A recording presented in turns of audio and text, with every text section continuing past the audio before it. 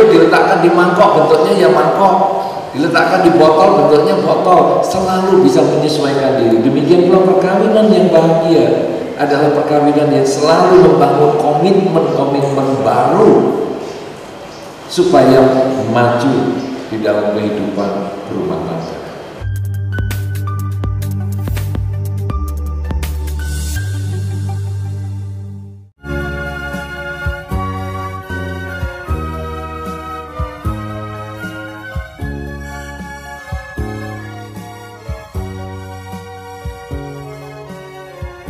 Saudara yang berbahagia, khususnya Saudara Andi dan Saudari Jesslyn yang sangat saya kenal.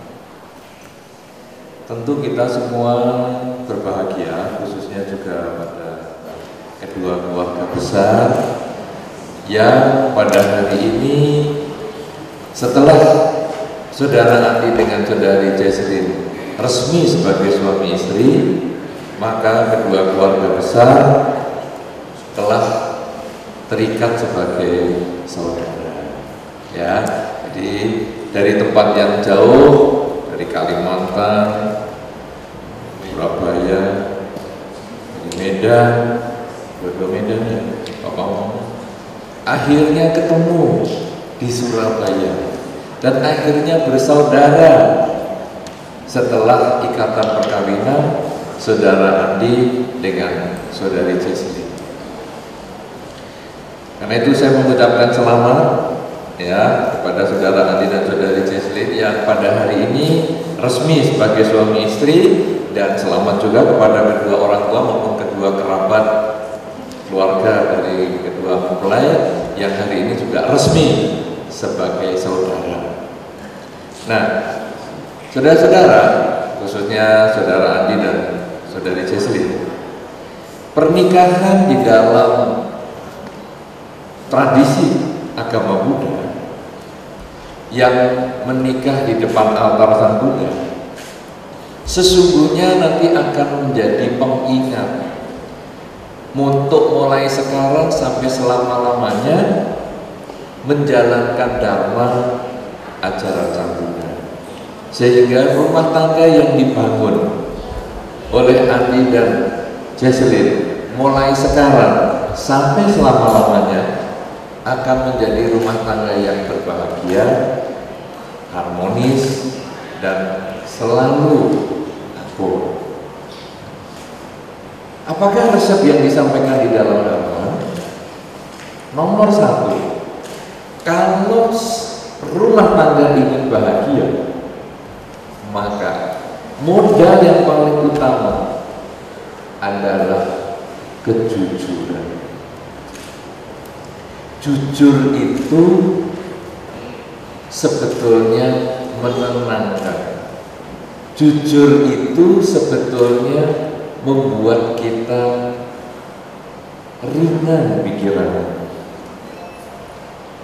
Nah, kita tentu memahami bahwa ketika Anda pacaran, kejujuran itu menimbulkan kenyamanan dalam pacaran. Misalnya saja ketika datang kemudian ditanya, sudah makan belum? Terus Andi, wah gengsi nih kalau datang belum makan. Kemudian tidak jujur, sudah makan. Oke, karena ngomong sudah makan, ayo kita ngobrol. Nggak lama kok, lucu. Kenapa ini? Akhirnya, iya saya tadi belum makan. Tidak jujur menimbulkan tidak nyaman. Kenapa saudara? Karena kejujuran itu sulit diterima. Kalau kita mau mendidik masyarakat kita ini menjadi masyarakat yang jujur, kalau kita mau membangun rumah tangga Andi dan Jesslyn ini menjadi rumah tangga yang jujur, mulailah siap menerima kejujuran. Aku beli cincin ini 20 juta. 20 juta? Nah masalah. Tapi untuk jatah 10 tahun. jangan beli-beli lagi ya. Lo masa sih kemahalan? Ya iya ya 20 juta. Nah, tapi dengan pelan-pelan akhirnya kejujuran ini bisa menjadi kebudayaan di dalam kehidupan rumah tangga Andi dan Jesslyn. Ya, apalagi Jesslyn kan ahli hukum tuh. Selain jujur, di dalam dhamma disampaikan pasangan suami istri perlu juga punya kemampuan menyesuaikan diri. Nah, ini penting, penyesuaian diri. Kenapa? Karena hidup ini berisi perubahan, selalu berubah. Para bapak ibu yang sudah menikah 10 tahun, 20 tahun, 30 tahun, lihat foto waktu pernikahan. Lihat, lalu bandingkan sekarang. Aku kok lain mukanya. Wah, sekarang lebih mateng. Dulu masih muda. Andi sekarang juga gitu, Jesslyn juga gitu. Di foto tadi hari ini 20 tahun lagi. Beda sudah. Jadi kalau nanti misalnya Andi sudah seperti Pak Kris, jangan Jesslyn langsung ngomong, Andi, apa koko? Kok kamu nggak seperti waktu tahun 2013? Kamu dulu masih wah berotot, suka fitness. Kok sekarang ototnya di tempat lain? Kalau menuntut seperti itu bisa stres. Ya, saya lihat fotonya Pak Kris waktu perkawinan juga belum segini kok. Perubahan, tapi bisa menyesuaikan. Kalau di dalam altar ini biasanya dilambangkan dengan air, ya. Nah, air itu diletakkan di mangkok, bentuknya ya mangkok. Diletakkan di botol, bentuknya botol. Selalu bisa menyesuaikan diri. Demikian pula perkawinan yang bahagia adalah perkawinan yang selalu membangun komitmen baru supaya maju di dalam kehidupan berumah tangga. Kemudian yang ketiga adalah punya kesabaran. Sabar ini diomong enak, enak sekali. Semua orang menasihati sabar. Enak. Tapi untuk jadi sabar tidak mudah. Setelah jadi suami istri, entah siapa nanti yang tidurnya ngorok kalau semalam lucu. Ngorok ya kamu. Ternyata kamu ngorok lucu. Tapi kalau 15 tahun bisa emosi. Orang yang tidak sabar karena memaksakan kehendak, kamu harus seperti itu.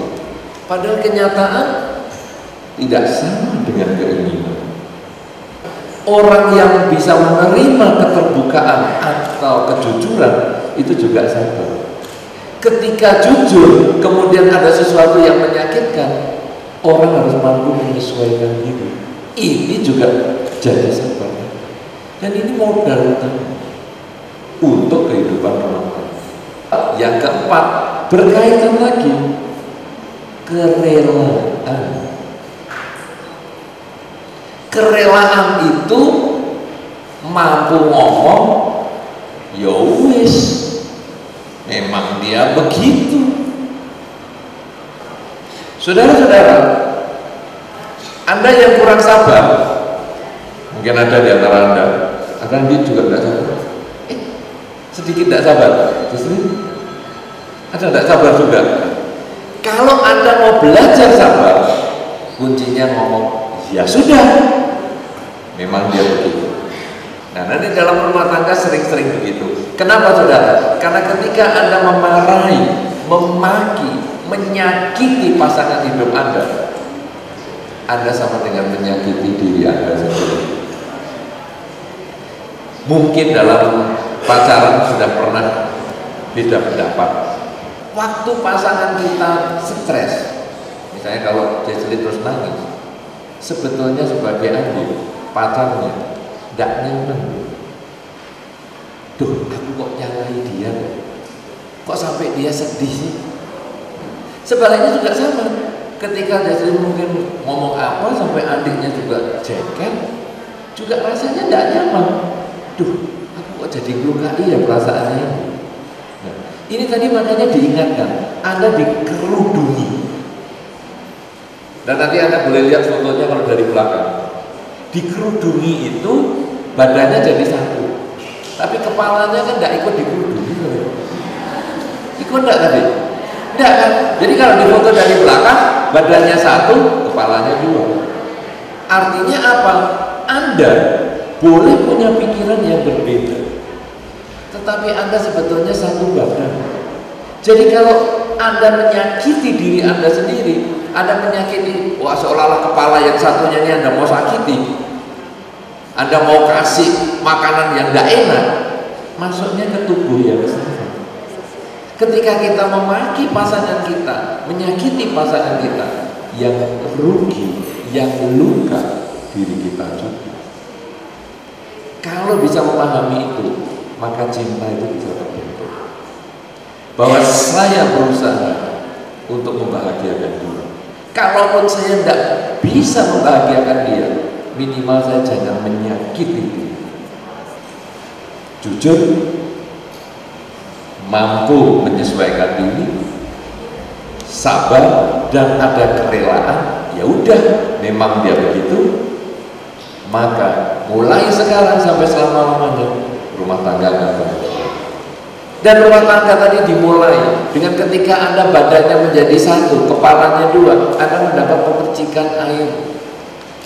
Ini sebagai lambang bahwa Anda mulai sekarang, Andi dan Jesslyn, mulai sekarang Anda terlahir sebagai perumah tangga.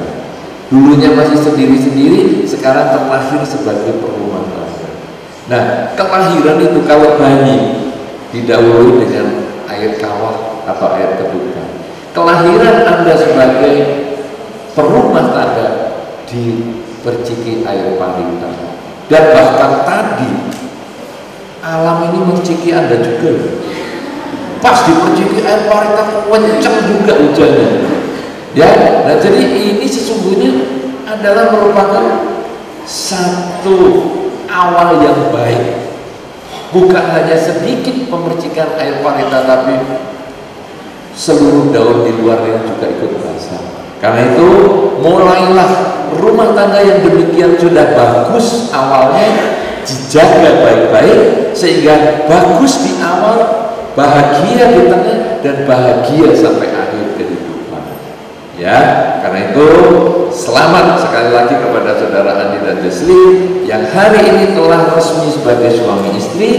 Mudah-mudahan dengan modal 4 hal tadi, dengan kejujuran, kemauan untuk berubah menyesuaikan diri, kemudian kesabaran dan kerelaan akan menjadi modal utama untuk kehidupan kebahagiaan Anda, saudara Andi dan saudari Jesslyn, mulai sekarang sampai selama-lamanya. Karena kebahagiaan Anda menjadi kebahagiaan kedua orang tua dan juga kebahagiaan sangat kerabat Anda. Semoga Anda semua selalu berbahagia. Semoga semua makhluk selalu berbahagia. Sabe sata awatu